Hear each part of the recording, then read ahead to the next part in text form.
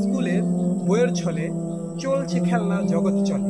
বিজ্ঞান ইতিহাস নেই, টিকটক শেখে করে না ভুল। ছেলে মেয়ের সমান অধিকার সুন্দর একটি বলি, তবে কেন আচরণ ভিন্ন বলি। মেয়ের বলে আলি পরে, ছেলের বলে পরাচর। শিক্ষক চুপ, চোখে চশমা, চোখের নিচে ঘুমের সমাধান।